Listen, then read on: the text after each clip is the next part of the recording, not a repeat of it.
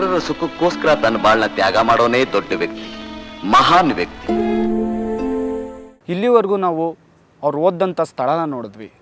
High school ಆಗಿರ್ಬೋದು, primary school ಆಗಿರ್ಬೋದು, college ಆಗಿರ್ಬೋದು.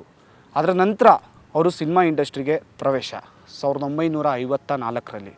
ಅವ್ರ ಮಗ ಶಂಕರ್ ಅವರಿದ್ದಾರೆ, ಅವ್ರನ್ನೇ ಕೇಳೋಣ. ಆ ಸಿನಿಮಾ ಇಂಡಸ್ಟ್ರಿಯಲ್ಲಿ ಏನೇನು ನಡೀತು ಅವ್ರನ್ನೇ ಕೇಳೋಣ ಬನ್ನಿ. 1954ರಲ್ಲಿ ಸ್ತ್ರೀರತ್ನ ಅಂತ ಒಂದು ಚಿತ್ರ ಮಾಡಿದ್ರು. ಅದು ಗೌರಿ ಹಬ್ಬದ ದಿವಸ ಅವರು ಮೊದಲನೇ ದಿವಸ ಬಣ್ಣ ಹಚ್ಚಿದ್ದು. ಅದರಿಂದ ಅವರು ಚಿತ್ರರಂಗಕ್ಕೆ ಪಾದಾರ್ಪಣೆ ಮಾಡಿದ್ರು. ತದನಂತರ ಬೇಕಾದಷ್ಟು ಚಿತ್ರಗಳು, ಅಣ್ಣ ತಂಗಿ, ಕಚದೆ ಬಿಯಾನಿ, ಭೂ ಕೈಲಾಸ, ಹಾಗೆ ಸುಮಾರು ಚಿತ್ರಗಳು ಮಾಡಿಕೊಂಡು ಬಂದರು. ಈ ಗಾಳಿಗೋಪುರ ಅನ್ನೋ ಚಿತ್ರದಲ್ಲಿ ಪೋಷಕ ಪಾತ್ರ ಅಭಿನಯಕ್ಕೆ ಕಾಲಿಟ್ಟರು. ಅದು ಆ್ಯಕ್ಚುಲಾಗೆ ಬಿ ಆರ್ ಪಂತುಲೂರು ಮಾಡಿದಂತಹ ಆ ಚಿತ್ರದಲ್ಲಿ ಬಹಳ ಇಂಪಾರ್ಟೆಂಟ್ ಕ್ಯಾರೆಕ್ಟರ್ ಆಗಿತ್ತು. ಅದರಲ್ಲಿ ಬಹಳ ಒಂದು ಒಳ್ಳೆಯ ಹಾಡು ಕೂಡ ಇದೆ, ಯಾರಿಗೆ ಯಾರುಂಟು ಇರುವಿನ ಸಂಸಾರ ಅಂತ. ರಾಜ್ಕುಮಾರ್ ಅವರ ತಂದೆ ಪಾತ್ರ ಅದು. ಅಲ್ಲಿಂದ ಅದು ಒಂಥರ ಕಚ್ಕೊಂತು ಇದ್ದಾರೆ. ಶುರು ಆಗಿದ್ದೊಂದು ಸಂಬಂಧ ಅದು ಬರ್ತಾ ಬರ್ತಾ ಬರ್ತಾ ಎಲ್ಲಿವರೆಗೂ ಬಂತು ಅಂದರೆ, ನಮ್ಮ ರಾಜ್ಕುಮಾರ್ ಅವರ ಕೊನೆ ಚಿತ್ರ ಶಬ್ದವೇದಿ ತನಕನೂ ಅವರಿಬ್ಬರು ಜೊತೆಯಾಗಿ ನಟಿಸಿದ್ರು. ಇನ್ನು ಸಂಭಾವನೆಗೆ ಅಂತ ಬಂದರೆ ಅವರು ತೀರಾ ಕಡಿಮೆ ತೊಗೊತಾ ಇದ್ರಂತೆ. ಅದ್ರ ಬಗ್ಗೆ ನಿಮ್ಗೇನಾದರೂ ಗೊತ್ತಾ ಸರ್? ಈಗ ಮನೇಲಿ ಅವರು ಯಾವುದಕ್ಕೆ ಆಗಲಿ ಬೇರೆಯವ್ರ ಮೇಲೆ ಅವಲಂಬಿಸ್ತಿರ್ಲಿಲ್ಲ ಆದಷ್ಟು. ಅದರಲ್ಲೂ ದುಡ್ಡು ಕಾಸಿನ ವಿಷಯ, ಈಗ ನೀವು ಕೇಳಿದಾಗೆ ಅದರ ವಿಷಯ ಹೇಳಬೇಕು ಅಂತ. ನಾವು ಮನೆ ಅಂತಂದರೆ ಏನಾರ ಸಮಯಕ್ಕೆ ಬಿದ್ದಾಗ ಒಂದು ರೂಪಾಯಿ, 2 ರೂಪಾಯಿ, 5 ರೂಪಾಯಿ, 10 ರೂಪಾಯಿ ಈ ಥರದ್ದು ಒಂದು ಚಿಲ್ಲರೆದು ಏನಾರು ಸಾಮಾನು ತರ್ತೀವಿ. ಆ ಚಿಲ್ಲರೆ ಸಾಮಾನು ತರ್ತಿದ್ದಾಗ ಅಕಸ್ಮಾತ್ ಅವ್ರ ಗಮನಕ್ಕೆ ಅವ್ರ ಎದುರಿಗೆ ಏನಾರು ತಂದುಬಿಡ್ತು ಅಂತಂದರೆ, ಏನಪ್ಪ ಇದು, ಕೊತ್ತಂಬರಿ ಸೊಪ್ಪು ಮುಗ್ದೋಗಿತ್ತಂತೆ ಅದಕ್ಕೆ ತಂದೆ. ಹೌದಾ, ಎಷ್ಟಾಯ್ತಪ್ಪ? 2 ರೂಪಾಯಿ ಆಯ್ತಪ್ಪ ಅಂದ್ಬಿಟ್ಟು 2 ರೂಪಾಯಿ ಆಯಿತು ಅಂದ ತಕ್ಷಣ ಒಳಗೆ ಹೋಗಿ ಅವರ ರೂಮ್ಗೆ ದುಡ್ಡು ತೊಗೊಂಬರೋದು. ದುಡ್ಡು ತಂದ್ಬಿಟ್ಟು ಎಷ್ಟು ಅಂತಂದೆ ನೋಡು, 2 ರೂಪಾಯಿ. ಈಗ ಇದು ಅಂದ್ಕೊಳ್ಳಿ, ಇದು 100 ರೂಪಾಯಿ. ಅವನು ಕೊಡಬೇಕಾಗಿದ್ದು 2 ರೂಪಾಯಿ, ಚಿಲ್ಲರೆ ಇಲ್ಲ. ಇದು ತೊಗೋಪ್ಪ ನಿಂದೆ 2 ರೂಪಾಯಿ ನೋಡು. ಅಯ್ಯೋ 2 ರೂಪಾಯಿ ತಾನೇ, ಬೇಡಪ್ಪ ಅಂತ, ಹೇ ತಗೊಳ. ನೋಡಿ, ನೀವು ಈ ದುಡ್ಡಿಗೆ ಎಷ್ಟು ಮಹತ್ವ ಕೊಡ್ತಾರೆ. ಆದರೆ ಅವರು ಬಿಸಾಡೋರು ಅಂತಂದರೆ ಏನಪ್ಪ, ಅಶ್ವಥ್ ಅವ್ರಿಗೆ ದುಡ್ಡಿನ ಬೆಲೆ ಗೊತ್ತಿರಲಿಲ್ವಾ, ಅಥವಾ ದುಡ್ಡಿಗೆ ಮಹತ್ವ ಕೊಡ್ತಿರ್ಲಿಲ್ವ, ಅಥವಾ ದೇವ್ರನ್ನ ಕಾಣ್ತಿರ್ಲಿಲ್ಲ.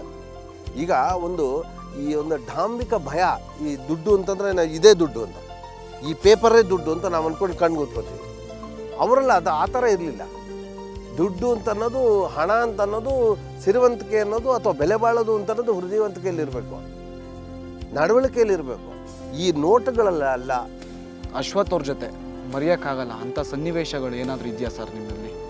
ಜನ ಎಲ್ಲ ಚಾಮಯ್ಯ ಮೇಷ್ಟ್ರು ಅಂತಾರಲ್ಲ, ಹಾಗೆ ನಮ್ಮ ತಂದೆ ಒಬ್ಬ ಮೇಷ್ಟ್ರ ರೂಪದಲ್ಲಿ, ಗುರು ರೂಪದಲ್ಲಿ ಕಾಣಿಸ್ಕೋಬೇಕು ಅಂತ ನಾನು ಸುಮಾರು 15 ವರ್ಷಗಳ ಕೆಳಗೆ ಒಂದು ಕತೆ ಮಾಡಿದೆ. ಆ ಕತೆ ಮಾಡಿ ನನ್ನ ತಂದೆಯವ್ರ ಕೈಲಿ ಆ್ಯಕ್ಟ್ ಮಾಡಿಸ್ಬೇಕು ಅಂತ ಧಾರಾವಾಹಿಲಿ ಪ್ರಯತ್ನ ಪಟ್ಟಾಗ, ಬೇಡಪ್ಪ ನಂಗೆ ಇಂಟ್ರೆಸ್ಟ್ ಇಲ್ವೋ, ನನಗೆ ಆ್ಯಕ್ಟ್ ಮಾಡಬೇಕು ಒಂದ್ಸಲ ಕಣೋ ಅಂತಂದು.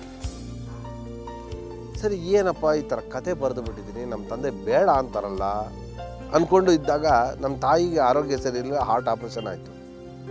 ಆವಾಗ ಅವರು, ಯಾಕೆ ಯೋಚನೆ ಮಾಡ್ತೀಯ, ನಾ ಹೇಳ್ತೀನಿ ಸುಮ್ಮನೆ ನಿಮ್ಮ ಅಪ್ಪಂಗೆ ಅಂತ ಹೇಳಿ ಅದನ್ನು ಹೇಳಿದ್ರು. ಒಂದು ಸಲ ಕತೆ ಕೇಳಿಬಿಡಿ, ಚೆನ್ನಾಗಿಲ್ಲ ಅಂದರೆ ಬಿಟ್ಬಿಡಿ ಅಂತ. ಸರಿ ಆಯಿತು ಹೇಳಪ್ಪ ಅಂತಂದರು. ಕತೆ ಹೇಳಿದಾಗ ಒಂದು 5-10 ನಿಮಿಷದಲ್ಲಿ ಅವರು ಯಾವುದು ಬೇಡ ಅಂತಿದ್ರು ಅದಕ್ಕೆ ವಿರುದ್ಧವಾಗಿ ಕಣ್ಣಲ್ಲೆಲ್ಲ ನೀರು ತುಂಬ್ಕೊಂಬಿಟ್ಟು ಬಹಳ ಇಂಟ್ರೆಸ್ಟಿಂದ ಕೇಳಕ್ಕೆ ಶುರು ಮಾಡಿಬಿಟ್ರು. ಆ ಮುಹೂರ್ತದ ದಿವಸ ಸರಿ ನಮ್ಮ ಅಸಿಸ್ಟೆಂಟ್ಗೆ ಹೇಳಿದೆ, ಹೋಗಿ ಕರಿಯಪ್ಪ ಅಂತ. ಅಯ್ಯೋ ಬೇಡಿ ಸರ್, ದೊಡ್ಡ ಆರ್ಟಿಸ್ಟು, ಫಸ್ಟ್ ಶಾಟ್ ನೀವೇ ಕರಿಬೇಕು ಹಾಗೆ. ಅಯ್ಯೋ ಅವ್ರು ಅದೆಲ್ಲ ಇಟ್ಕೊಳ್ಳಲ್ಲ ರೀ, ಫಾರ್ಮ್ಯಾಲಿಟೀಸು, ಹೋಗ್ರಿ ನೀವು ಹೋಗಿ ಕರೆದ್ರೆ ಬರ್ತಾರೆ ಅಂತೆಲ್ಲ ಹೇಳಿದೆ.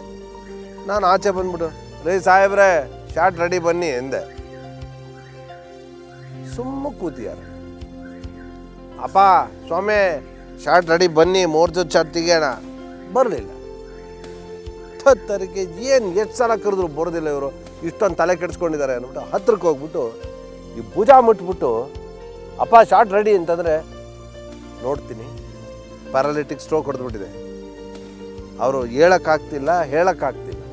ನಮ್ಮ ಫ್ಯಾಮಿಲಿ ಡಾಕ್ಟ್ರು ಏನು ಪ್ರಾಬ್ಲಮ್ ಇಲ್ಲ, BP ಎಲ್ಲ ಕಂಟ್ರೋಲಲ್ಲಿದೆ ಅಂತಂದ್ರೆ ಅಂದ್ಬಿಟ್ಟು ಮನೆಗೆ ಕಳಿಸ್ಬಿಟ್ಟೆ. ಅಷ್ಟರಲ್ಲಿ ಏನಾಗಿದೆ, ಅವ್ರ ಪ್ರಾಬ್ಲಮ್ ಏನೋ ಜಾಸ್ತಿ ಆಗಿದೆ ಅಂತ ಹೇಳಿ ನಮ್ಮ ವೈಫು ಫೋನ್ ಮಾಡಿದ್ರು. ಒಳಕ್ಕೆ ಹೋಗ್ಬಿಟ್ಟು ಎಲ್ಲಿಂದ ನೋಡಿ ಅವರು ಮಂಚದಲ್ಲಿ ಮಲಗಿದ್ರು. ಅಪ್ಪ ಅಂತಂದೆ, ರವಿ ಜೀವನದಲ್ಲಿ ಯಾರ್ಯಾರಿಗೋ ಏನೇನೋ ಮಾಡಿದೆ, ನನ್ನ ಮಗನ ಭವಿಷ್ಯಕ್ಕೆ ನಾನು ಕಲ್ಲು ಹಾಕ್ಬಿಟ್ನಲ್ಲೋ ಅಂತ ಗೊಳೋ ಅಂತ ಹತ್ತುಬಿಟ್ರು. ಕೈ ಹಿಡ್ಕೊಂಡು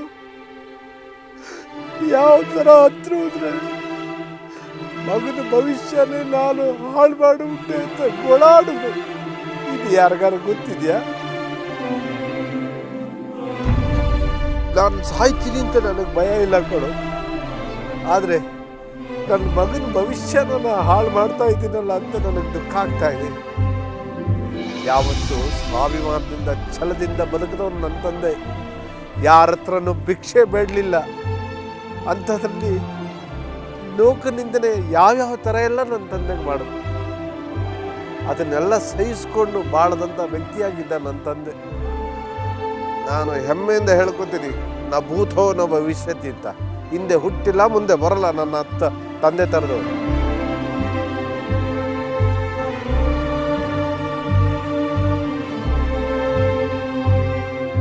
ಇದುವರೆಗೂ ನಾ ಹೇಳಿದ್ದೆಲ್ಲ ಸತ್ಯ, ಯಾವುದನ್ನು ಉತ್ಪ್ರೇಕ್ಷೆ ಮಾಡಿ ಹೇಳ್ತಿಲ್ಲ.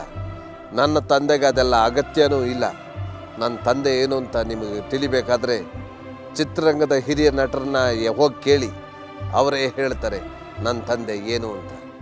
ಕ್ಷಣ ಕ್ಷಣ ಸುದ್ದಿಗಾಗಿ ನೋಡ್ತಾ ಇರಿ ಸುವರ್ಣ ನ್ಯೂಸ್ 24/7.